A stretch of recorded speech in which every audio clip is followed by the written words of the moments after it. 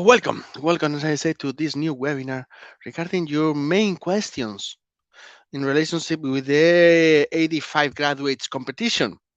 No, we got, or you have plenty of questions. We saw it. Thanks for all your contributions in the forum that allow us to give shape to today's webinar. Yep, and let's see if we can answer them. So first of all, I will focus on the different scenarios and addressing the question on when is the exam going to happen. Then we will see a few questions regarding the work experience and the exam. It's in context. And then finally, some other question that you ask regarding the content of the exam, some advice that we can provide on that part. This will be the three main blocks for today. Let's go for it. So on the scenarios, yeah. Well, before I start elucubrating, before I start sharing with you my ideas or ideas regarding how it's going to be, by the way, I forgot to present myself. My name is Nico Cruz. I'm part of the Ya Somos Europeos team, and I will be your guide today. But have it, I got to start talking. Well, coming back to facts. Well, my name is a fact, but these are facts as well regarding the 85 Graduates Competition. I mean, not opinions, just numbers, just whatever we have, we can touch facts. Meaning we have 174,922 candidates in this competition. 91% of them are not working in the European institutions. It means that more or less 50,000 are working in the European institutions, meaning that more or less those who are not AD staff in the competitions, permanent AD level, they are applying. Basically, it's more or less like that. So you may wonder, but that's a lot, that's too much people. Not so much. We will see that in previous years, for instance, 2015, there were 31,400 candidates for only 149 places, seats. So the proportion was much worse or higher, the ratio of seat per candidate, than in this year, for instance. And also another element that you should take into consideration, the fact that, for instance, in the 87 building competition that took place a few weeks ago, 30% of the candidates, they failed to show up. They never took the exam. They never tried even. 30%.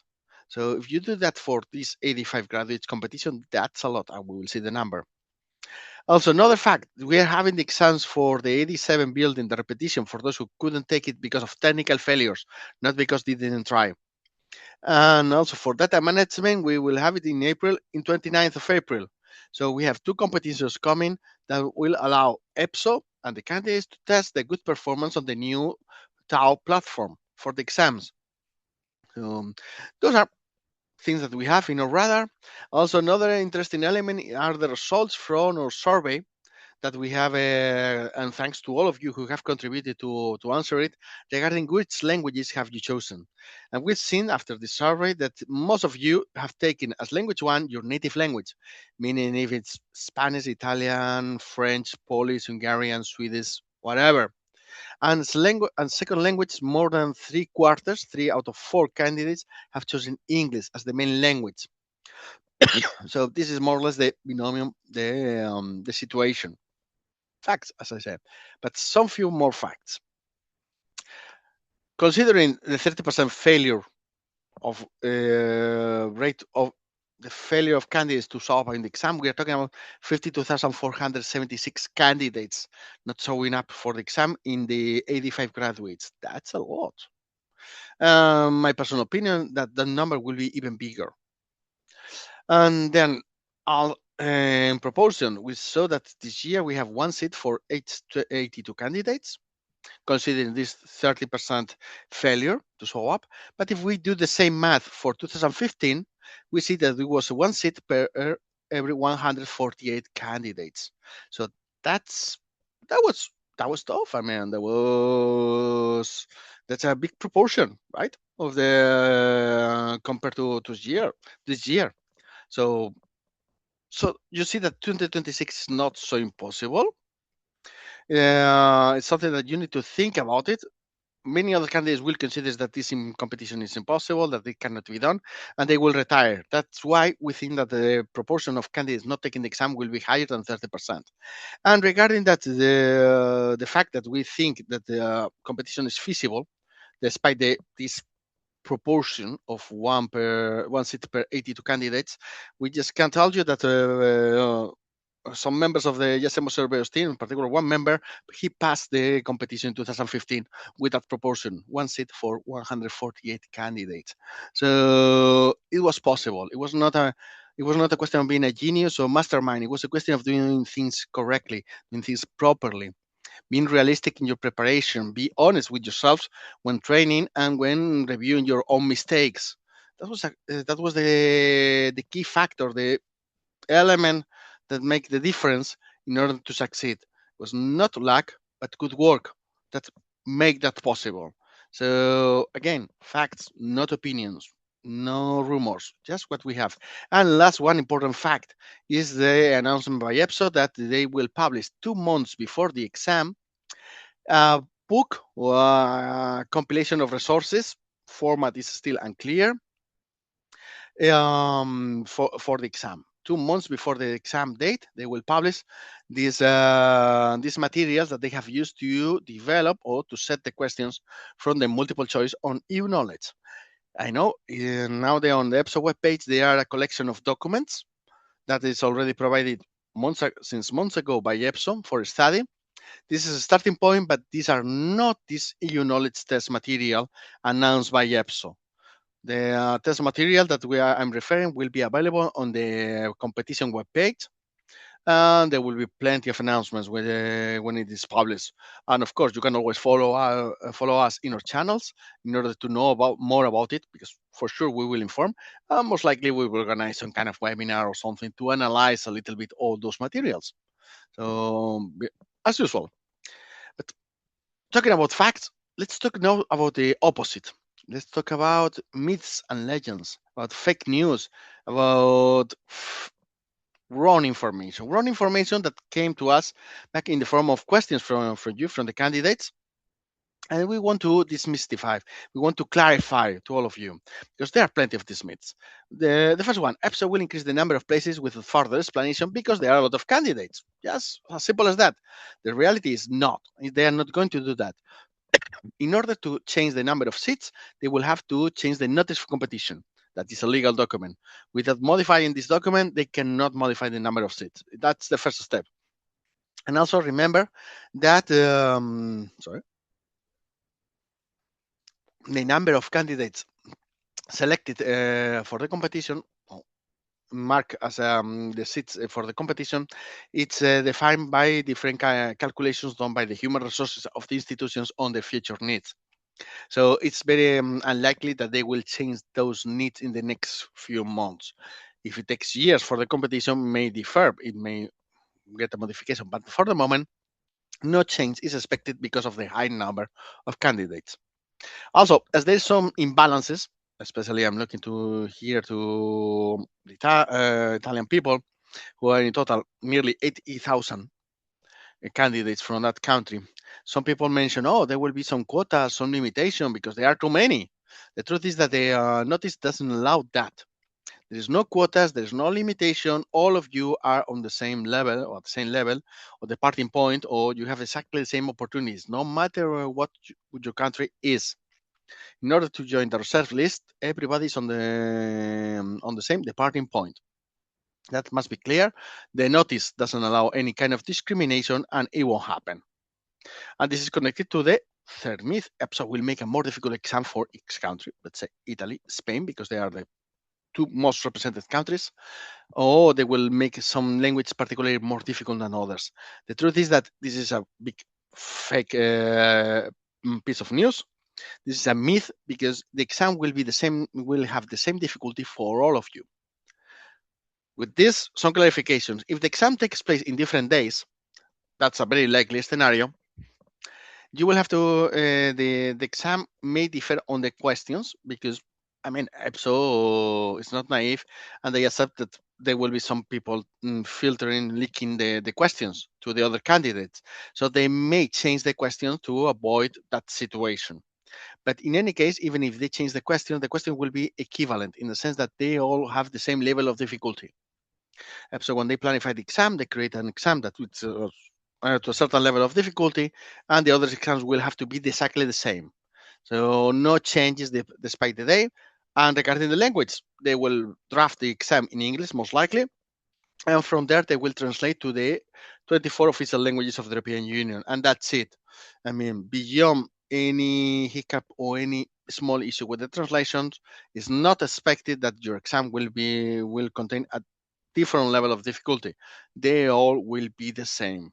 So no need to worry. There will no discrimination, nothing. No matter where you're coming from, what's your background or anything. You all face the equivalent and difficulty test and the same type of test. That's one thing, but another round of myths and legends. So another typical mistake by the candidates, another myth is that they will get their writing reviewed and they ask for it and say, no, but I did a wonderful, a fantastic writing. They need to review it because I will get a fantastic score, and with that I can pass the competition. I can be on the reserve list. No, you need first to be among the first 2,235 best candidates according to the scoring of the verbal reasoning, knowledge, and digital in order to see your writing test, review it, and score. Otherwise, it won't happen. Please don't make ideas. Don't try to think about potential possible theories on how your exam will be reviewed. No matter what, no.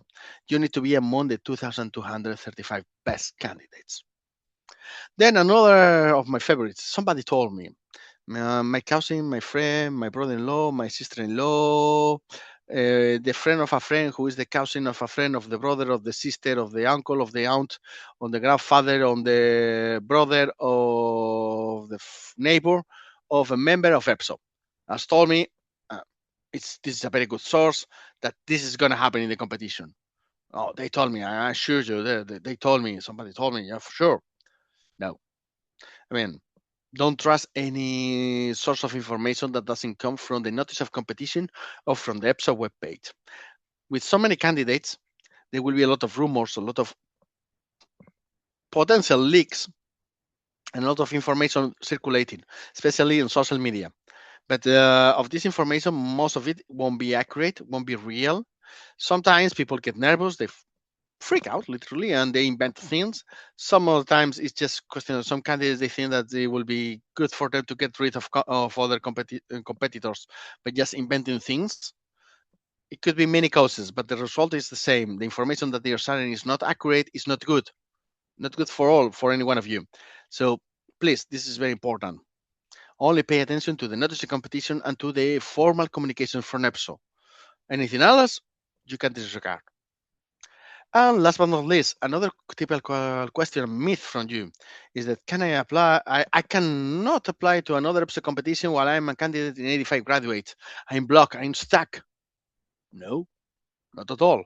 Unless the notice of competition says otherwise, you can apply to all the competitions you want, provided you fulfill the criteria. That's it. If you match the criteria request on the competition, absolutely you have the right to be part of the competition. Whether it's 85, 86, 87, it's for IT profiles, it's for 85 graduates, or whatever. You have the right. Only if the notice says you cannot apply for more than one profile, this is the typical case when you have a specialist competitions that contains different fields within the same notice. They have two, three, four different fields, and the notice is very clear. You have to select one single field in order to apply. You cannot apply to several fields at the same time. But it's writing in the notice. So if you don't see it writing in the notice, if you don't see any limitation, you can apply to all competitions as many as you want, and you can. Please remember these elements because these are coming one day after another through your questions. And we wanted to clarify to make it crystal clear that there is no issue, that you can apply to many. There are not differences. There are no discrimination because of your country of origin, your language, anything. I mean, stuck to the notice, and that's it. And what about the date of the exam? That's the big question that everybody is asking. I want to know when it's going to happen. Tell me, tell me. Okay, nobody knows. Being realistic at this moment, not even Epson knows when it's going to happen the exam because there are a lot of technical challenges ahead. I mean, let's be realistic. You saw it in 2015, there were 31,000 candidates for 85 graduates. Now we are talking about more than 5 times that number. That's far too many for any IT system to support. So only because of that, it's going to be challenging and prevents having a fixed date by now. That's the first thing. But the second thing is that the IT platform is still brand new and is still going through some adjustments. They need to improve it and to be sure that it's fully functional and available for all the candidates. That's why things are challenging, and we think that we need to wait until the exams for building and data management happen to know what's going to happen with your competition. Because depending on the outcome of these exams, things will run faster or slower regarding 85 graduates. So we assume in April exams take place and they are go fine. Okay, so in the first scenario, the most optimistic, this is very optimistic. Can it be real? Yes. Is the most likely scenario? Honestly, no. We think that the most likely scenario is the reasonable scenario. But for the moment, let's focus on the optimistic. So, the optimistic one, we see that the EPSO published the booklet of EU knowledge between the 30th of April and the 10th of May, meaning 2 months after, early July, you can have the exam. So the exam will be organized between the 1 and the 15th of July. The EPSO mentioned that they would like to have the exam before the summer break, but there was said before knowing that they have 174,000 candidates. To be true, to be told. So optimistic scenario, they can apply, they can do as they were expecting, and then the exam is in July, and the results will come with the springtime of 2027. I mean, having already 2,235 written tests to be corrected, to be reviewed, only because of that, that will take weeks, if not months, plus the reviews of the tests on the computer, that they are not straightforward, and some other proceedings, it will take time. I mean, it's not going to be so fast. I'm moving to the reasonable scenario.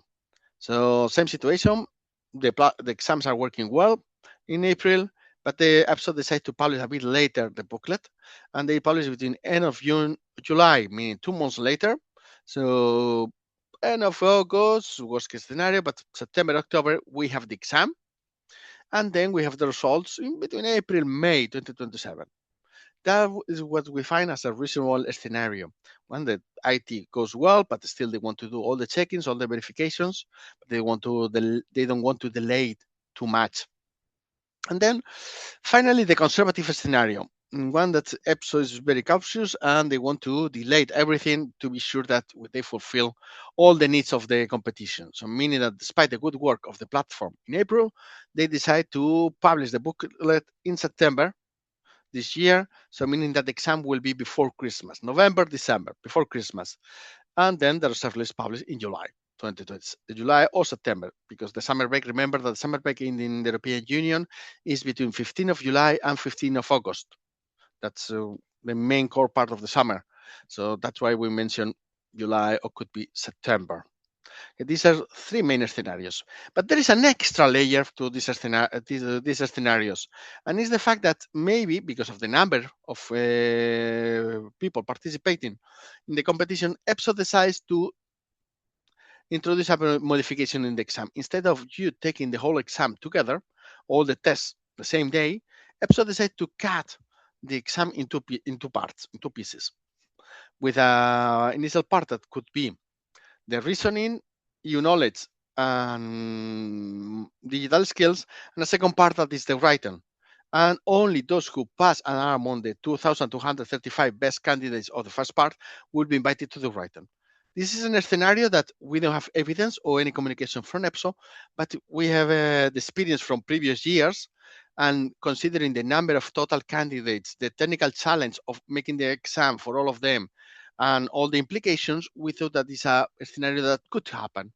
It's a potential scenario. So please take it with a pinch of salt because it's one of our ideas that we are working with.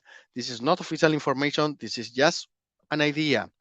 So in this idea, we will have the exams as before said.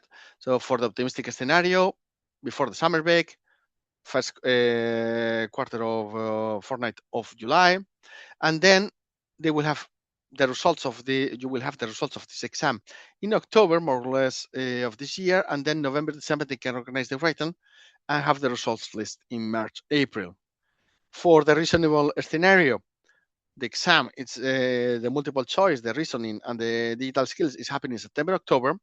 Then you get the results in November, more or less, 1 month, 2 months after, and then you have the writing before the Christmas break or right after. It will depends, and the results in April, May, mid spring of 2027. Or finally, the conservative scenario. So you have the exam in November, December, and then the results will come next year, early next year, February, up to February 2027, and then you do in March, April the writing, and you get the results in September of that year. So these are another extra three scenarios departing from a consideration and hypothesis of having the exam split in different parts. I mean, in the past, EPSO did that. They cut in the exam in two steps. Usually, it was already announced in the notice, but considering that this is a new situation, having 174,000 candidates in one competition, something that it was never saw before. So that's why we decided to explain you another possibility on how it's it. But we stay tuned and looking forward for official announcement by EPSO on how they are going to organize the exams. After that, what can we say about what to do? Because you will say, but it's not the same. I've been taking my exam before the summer break, or I've taken my exam in December. So that's a lot of differences. And how am I going to take advantage of the time? How can I study? Easy. So keep working and studying each week. We will see explanation a bit more in detail about the hours, but that's one thing. You don't have time to waste. You have enough time, whenever is the exam, to study and prepare with success. But you don't have time to waste. It's the only thing that you cannot do. Keep practicing the writing. But you have said that there's a possibility that it will be done in a different day. Yeah, it could be, but it could be not. So it's only hypothesis. So we work on practice. So we keep practicing on the writing. For the EU knowledge, when you say, "Oh no, I already study everything," no, you didn't. For sure, there are parts of the policy concepts that are missing. You can restudy, reread again about the policy, about the institutions, and add a new layer of knowledge. So try to go a step beyond every time you go through the information that you need for the competition. And then, of course, be alert for the publication of the EU knowledge book, because that will be the real signal. The moment we get that booklet published, we know that there is only 2 months left. So if we have started already to prepare, that will be time enough to finalize and get well prepared in front of the exam. But if we wait, if we just leave it for another day, another day, another day, the exam will come and we will have run out of time, and we are doing nothing on that competition. And it's something that we don't want, right? So that's in general to answer the question of when the exam is going to happen and the circumstances and some myths and some legends regarding the competitions. But now let me focus on the process, okay? How it's going to be. And with this one key idea that we want to share with you. I know that some of you have long careers already. Some of you have done great. All of you have done great things in your professional career. But you've been working maybe in a cabinet. Some others have been working as a private lawyer. Some others are doctors. Some others maybe are a pilot. Yeah, I mean, you have fantastic experience, fantastic things that you can provide to the European institutions. But the process is designed to assess all the people equally. They need to select among 170,000 candidates, 74,000 candidates. So that's why it doesn't matter how special you are. And I believe all of you are specials. But it's the fact that you need to fit into the process. So the process is designed to select a list of people, limited list of people, and that's it. The process doesn't have time to appreciate how good, how excellent you are. Remember that before you get frustrated with the whole process. I'm talking about the process, the experience, the working experience, and the languages and the studies. I mean, many of you have asked about this. For the studies, remember, the notice is asking you two things. And it's asking you the diploma that needs to be accepted or recognized by a member state. In case you didn't get your diploma in the European Union, remember, it needs to be recognized by a member state. And the second element that you need to provide is an attestation of the standard duration of your studies. I know that for some of you it's like a redundancy because your diploma couldn't be less than a certain length of time. That is, it goes well beyond the minimum required by EPSO. Absolutely, but make life easy to EPSO. Explain that. Provide the second document proving that the standard duration of your studies were 3 or more years. Don't give it for granted because you never know who is going to be the person checking your documents. So make life very easy to them. Fulfill the assignment, fulfill the criteria of the notice for academic records. And for the working experience, well, remember that you don't have to provide working experience here. So if you didn't, despite you having it, no problem. It was possible according to the notice. It's not expected that EPSO will spend much time checking the your working experience because you don't have to. It's not eligibility criteria. The eligibility criteria are the having two languages, one in B2 and the other in C1 level, having the citizenship of a member state, and a degree of 3 or more years, an university degree of 3 or more years. Those are the minimum requirements. On top of that, whatever you want to provide is fine, but EPSO is not going to spend too much time checking. So don't need to worry too much.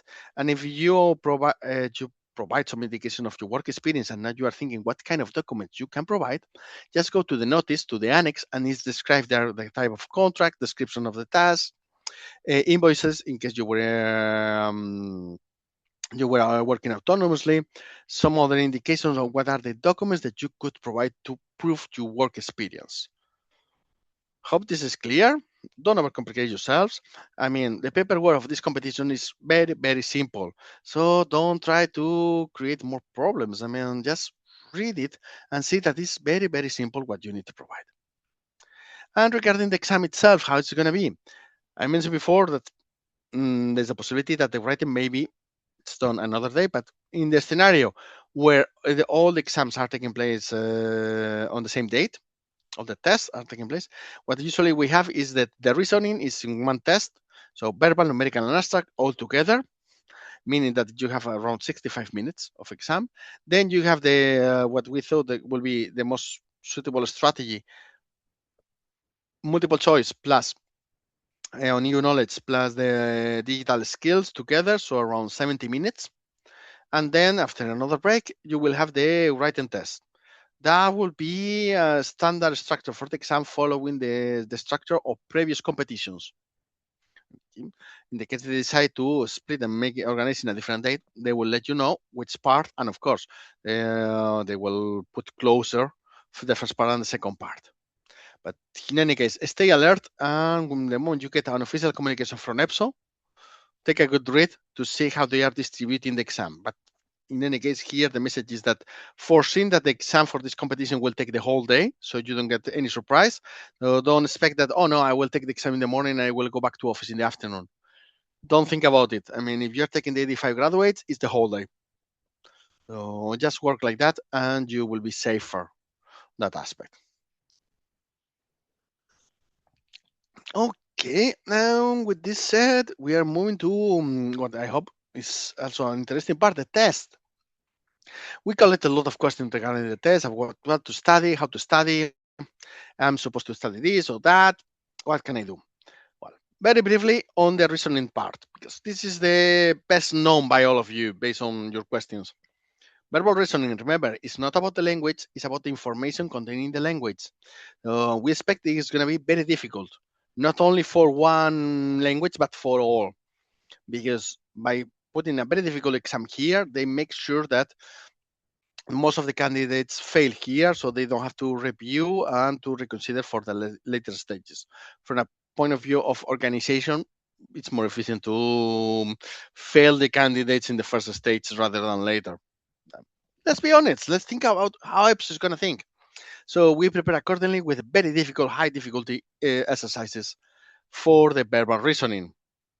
For numerical, It's more or less the same always. I mean, it's a question of not panicking with the numbers, not just trying to think very weird ideas when you are taking the numerical, but just keep calm and do the right calculations. Read well the problem so you know the plan, you know how to get out of the problem and solving it positively. So it's that's one thing that we can say. And second thing is that sometimes the numericals can be long, can imply a lot of operations or calculations, not difficult ones, but just simple. It requires several steps. So maybe sometimes it's better if you just move directly to another exercise, another problem that is faster, and then you come back to the initial problem that you saw that it was longer. So you choose your battle. I mean, you choose the exercise that you are taking in order to guarantee the minimum threshold of points, and then you will go for the extra scoring. But try to focus on the feasible ones first, and then going for the difficult ones. That's for numerical. And for abstract, the problem is the time. Time is the key in the abstract reasoning. Remember that you cannot afford to spend more than 1 minute in each exercise. So because you will run out of time. So here it's very important that you see the exercise. I mean, you see the logic more or less. You go through it and you try to solve it. But if you don't see the logic after 10, 15 seconds, you move on, move to the next exercise. You will come back later. You just click randomly one and move to the next one that you can solve. And once you have selected and answered the exercise that you can solve, you go to the ones that you couldn't. By this, you could save some time. You could have more than 1 minute per exercise for the difficult ones that you didn't see. While for the easy ones, those are straightforward and maybe you solve them in 30 seconds, 45 seconds. So you're still gaining some time for the others. So be wise, be selective, choose wisely which exercises you need to stop and answer or solve, and which exercises you can move on and come back later. For the reasoning, I hope this is clear, but just few remarks that we wanted to share with you for the reasoning. It's important that you get familiar with the environment. Remember that the top platform, mock use or user, is available in EPSO webpage, so you can go there and try. The calculator doesn't have the solution. Despite having on my screen a calculator, remember, you have it on the screen. You don't have pen and paper. No physical assistance in this exam. It's only on the screen. Despite how wise or how good is your calculator, it doesn't contain the solution. You have to calculate first. You need to do the plan, and you use the calculator just to end the end of the plan to reach the solution. The calculator is a mean, it's not the end. That's why it's important that you think first, you think about the different steps, and then you move on. Remember, this exam is about reasoning. So when you say, no, I mean, numerical, it's not my thing, abstract is not my thing, who cares? They are not different. They are about reasoning. One with tables and numbers, the other with words, the other with drawings, fine, but it's about reasoning. That's the important thing. Last but not least, panicking. I mean, in our experience, the candidates who fail the reasoning part is usually because they were too nervous. They panic during the exam, and that's your worst enemy. If you panic, you are doomed. Just like that. So, in case you detect that you are getting too nervous, just relax, breathe, and then keep going on. Keep working on your exam, but don't allow panic controls you. Otherwise, you will be in trouble. That's for the reasoning. What about the digital skills? That also we got plenty of questions about the digital skills. Remember that EPSO has said that you have to use the digital skills 2.2 guide or framework for these citizens guide. And it contains this split of the 5 chapters on the digital skills, what is considered. It's more or less the thematics or the themes that you will have to face in the exam, in the digital skills exam. On that part, we acknowledge that this guide 2.2 is not a manual, it's not a document that you can study by heart, but it's simply a guide, a compass that is pointing you the areas of knowledge that you need to be familiar with. To what extent do you need to be familiar with? Not so much. I mean, general knowledge, the same as an average person who is using computers every day at work should have. I mean, the only thing is that you need to recapitulate, you need to review the things that you know and the things that you don't know about digital. in order to have them clear in mind.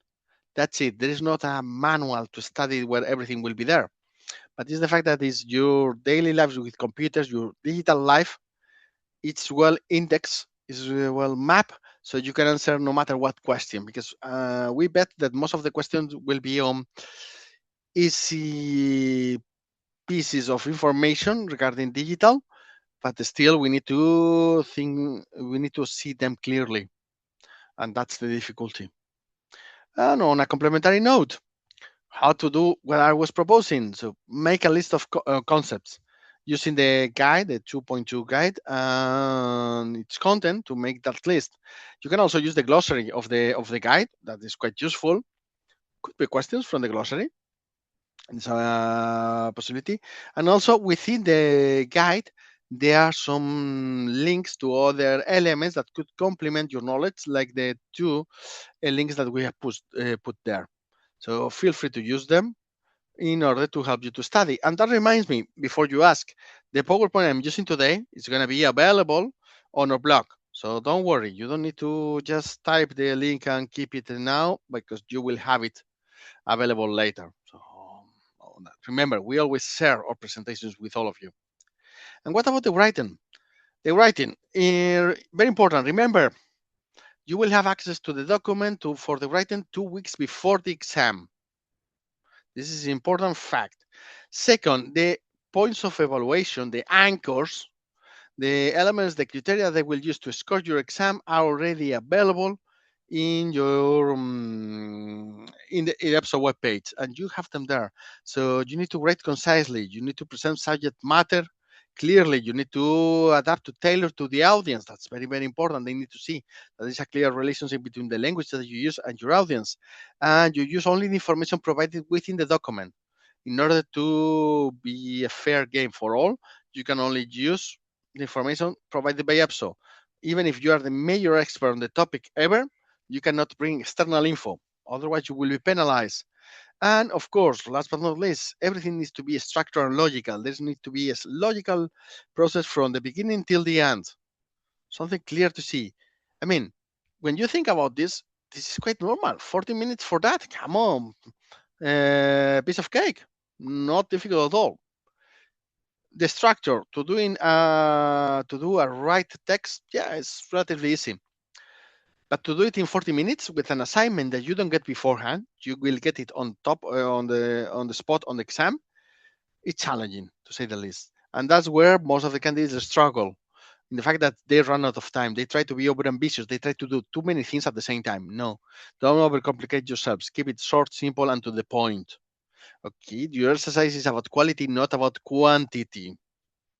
And with that, you will succeed. You will score in the 5 anchors.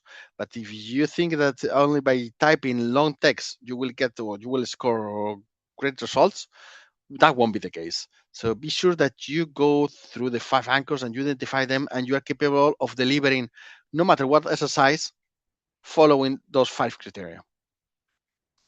And that's for the writing. But what about the knowledge?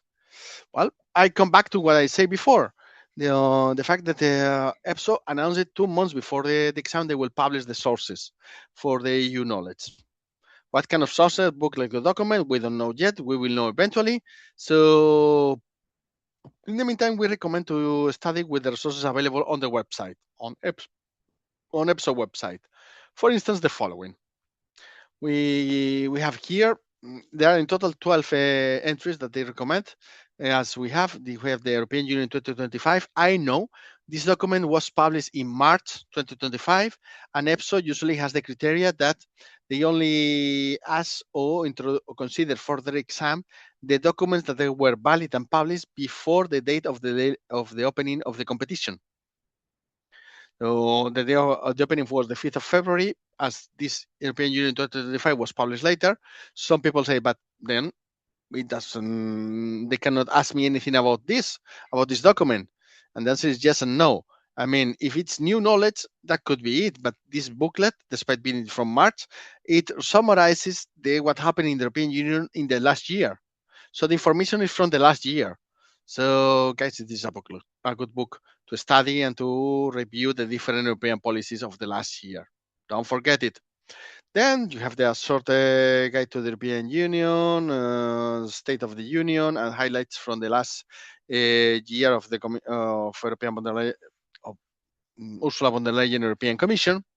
So these are three documents more on policy in general, but also overlapping clearly with the European Union in 2025.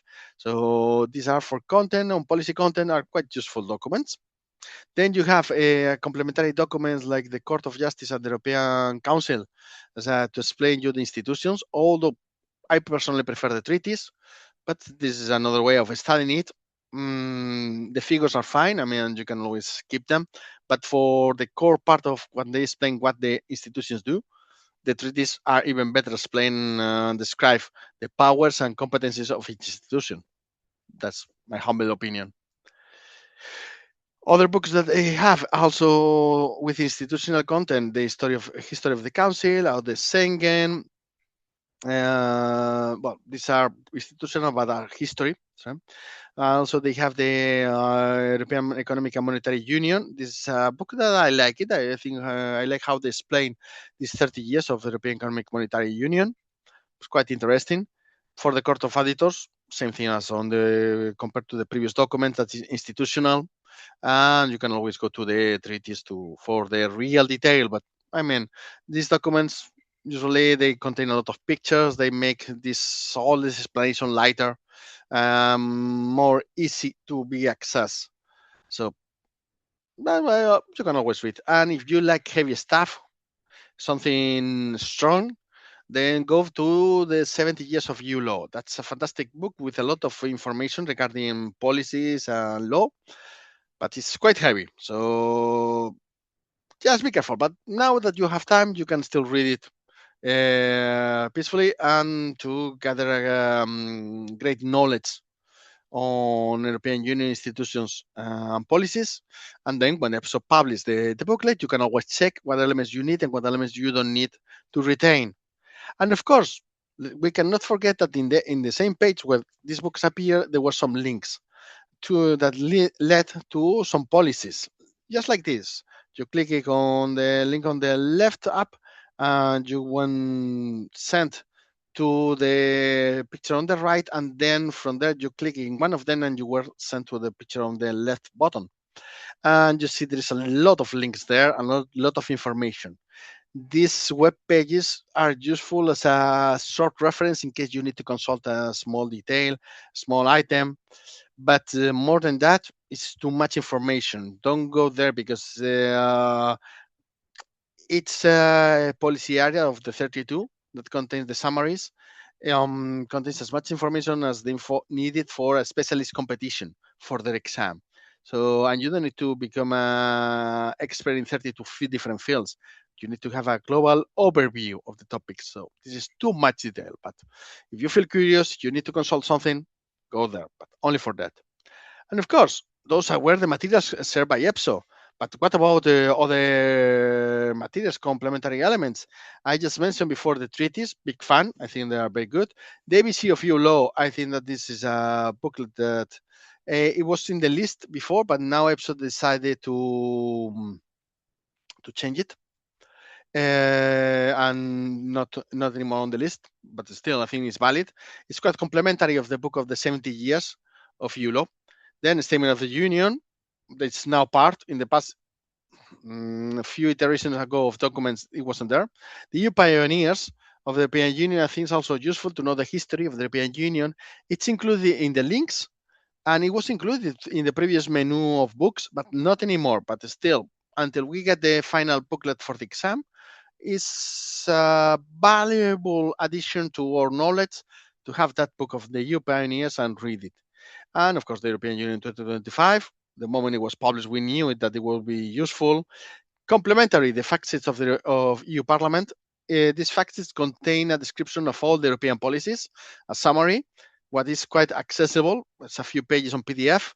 So as a complementary element to get a better insight of view of the different policies and everything in the institutions, quite useful. And of course, last but not least, the summaries of the first von der Leyen Commission, 2019-2024, they can be quite useful as well in order to complete your picture of the EU policies and institutions.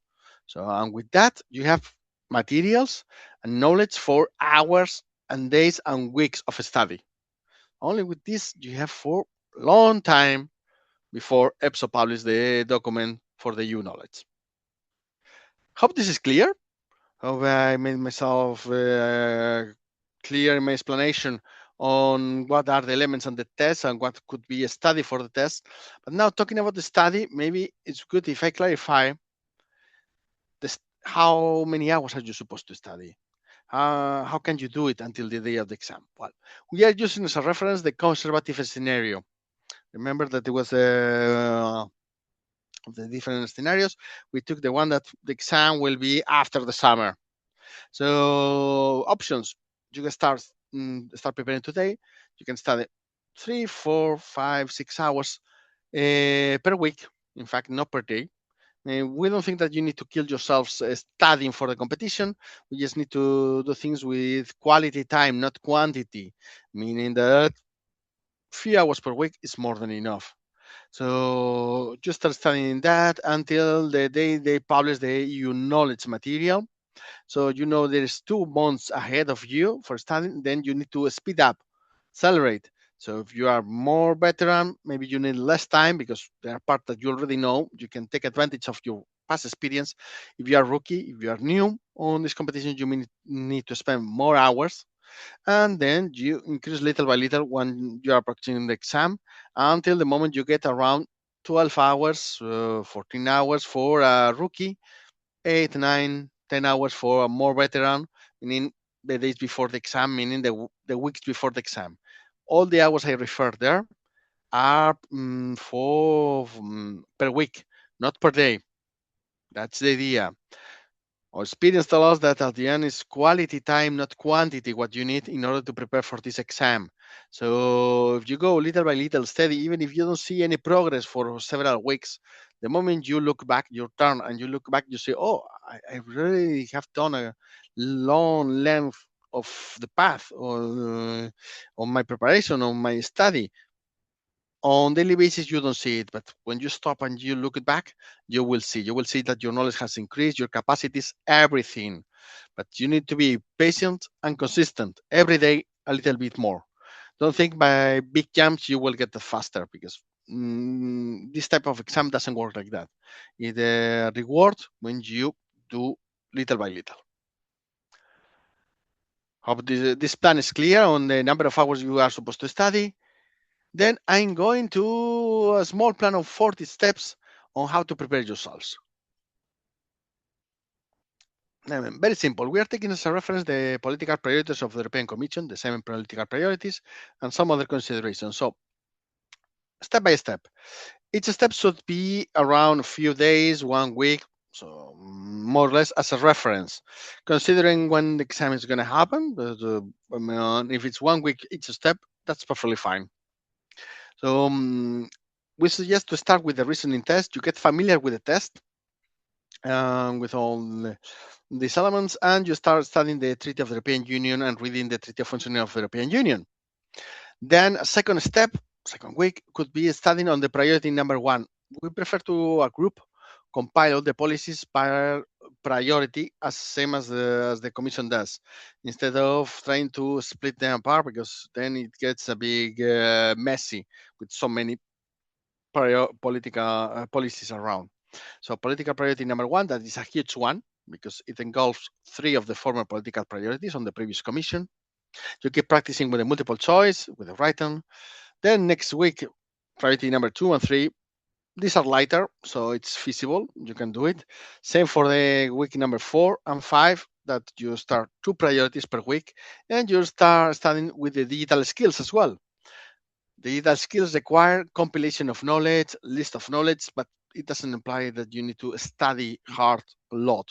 You need to put in order some ideas. Then on the 6th week, you can always study agencies and institutions. On the 7th, history of the European Union, elections, commissioners, election process.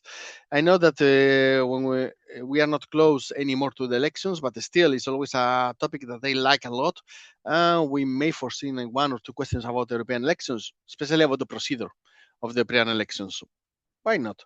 Then Eurostat, the anniversaries. So this kind of random knowledge, what we call trivial type questions that you never know, but this could happen. Then we continue on the ninth week practicing. And on the 10th, we suggest to do a mock test. So try to do an exam exactly like in the real one.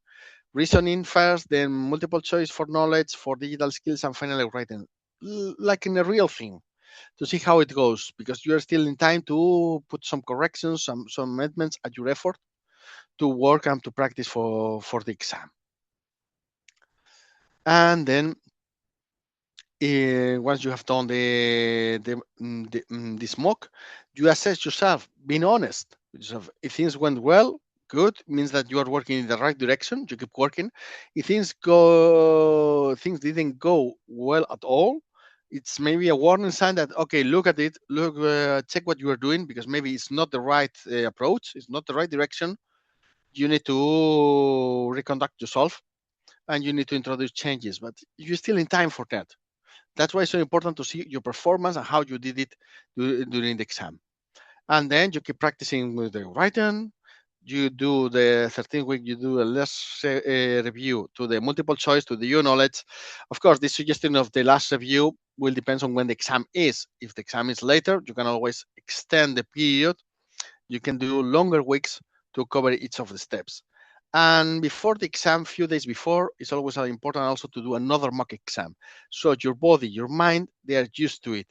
You get to the exam and you already know what does it mean to do this EPSO exam, this EPSO test, because it can be quite demanding, especially we are very nervous. So that's why it's so important that we practice in real conditions, like in the real exam, so we are get used to it. And of course, in the meantime, one day you are too tired to practice. One day you are too tired to study. One week you really are burned out of the work of everything around you. Don't don't be shy of taking breaks. Don't be shy on resting. In the sense that you know better than anyone. So sometimes you will need to rest. You are not a machine. So give yourself time. I mean, be an adult, be responsible in the sense that today I'm tired, today I'm gonna rest. Fine. Tomorrow as well. And the day after, I will start again to study. Fine. But don't stay the whole week doing nothing. 1 week, 2 weeks, 3 weeks without doing nothing. Then you say, no, tomorrow I will do it. Tomorrow. And then tomorrow comes, the exam comes, and you say, oh my goodness, I haven't done anything. I ran out of time. Of course, because you were postponing decisions, you were postponing responsibility. So give yourself time. There is time for everything, but there is no time to waste. That must be a key idea that you have to retain for today.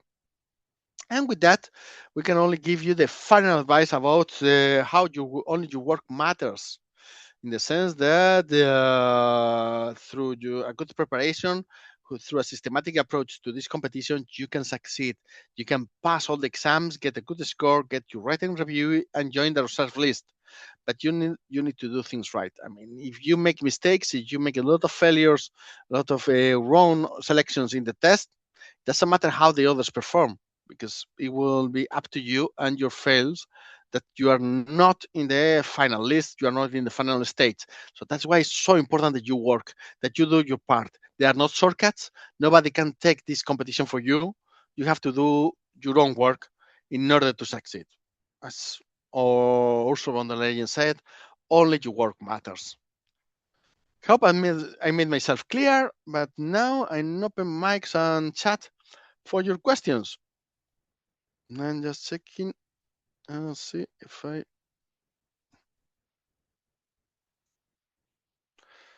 Okay, I don't see any question in the chat, but feel free to ask now. Is the moment. In the meantime that you think about questions, let me briefly explain that, of course, you can keep following us on social media to be up to date on all the novelties, news, and changes regarding AD5 competition and any other competition. And of course, to stay tuned to all the different free activities that we organize as today's webinar. That's one thing. You can see it on our Instagram, LinkedIn, Facebook, YouTube profiles. that we will publish all these calls, all the different announcements of what we do. Of course, if you follow us on social media, don't forget to click like to the videos and everything we do there, because the algorithm will reward you with more references to our videos and to our materials. Otherwise, the algorithm won't understand that, and you will miss very valuable tips and advices. And of course, there are and there are trainings for all the parts of the exam that we are organizing, especially now that we are coming back with a reinforced offer on self-study training options, particularly on all the different tests. So you can adjust to what you need. If you need only training or materials for one type of exam, you will have it. But in case you want to have the whole training, meaning a bundle of the reasoning, multiple choice on your knowledge, digital skills, and writing as well, that's the possibility. So stay tuned, because we are coming with this very powerful bundle quite soon, as well as in a few weeks time we expect to have the reasoning part available not only in English and Spanish, but also in other languages like Italian, French, Romanian, Greek, and Portuguese for sure. So stay tuned to that part.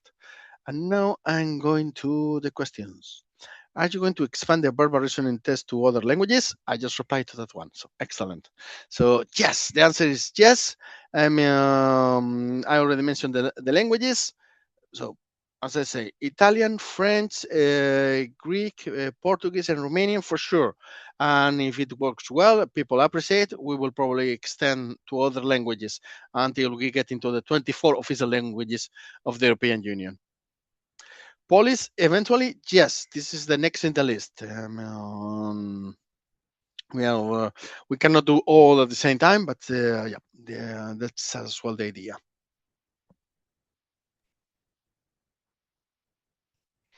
Okay, more questions, more comments. I say. What about language two? For language two, as I say, at least 3 out of 4 candidates choose English as language two. So for the moment, it's very unlikely that we will translate to any other language rather than English, because I mean it will be a too big effort for only very few candidates who are using the different languages rather than English. That's one of the problems. I mean, the resources are limited.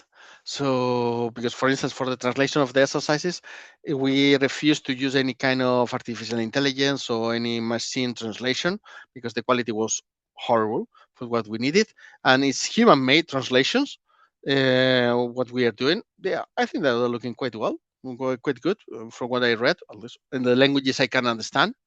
Yeah, and soon you will be able to enjoy them. If we're in one of the YesMos group, will be able to access the new reasoning tests in other languages. Depends on the training that you are following. Yes, we will open some access to our candidates.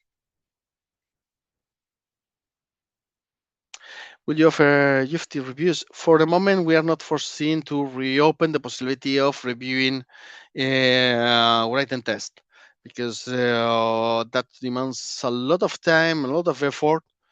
Unless the exam really gets extended and goes to much later than the summer, we are not considering reoffering the writing reviews.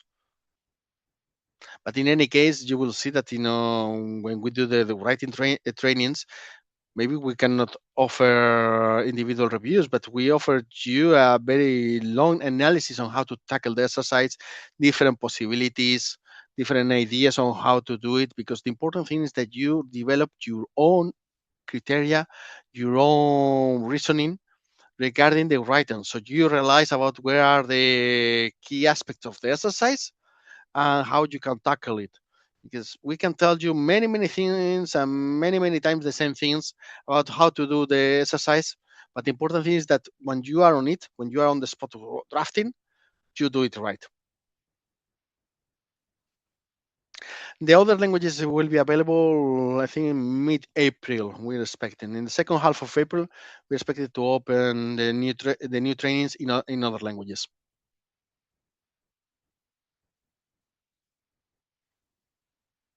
Okay, these are the other different trainings that we have. What I'm passing on the screen, and yep.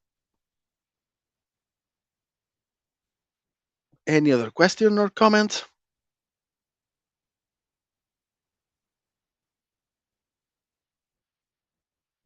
Mhm. I hope I managed to address all the questions that you left on the form for this session, and then nothing was missed.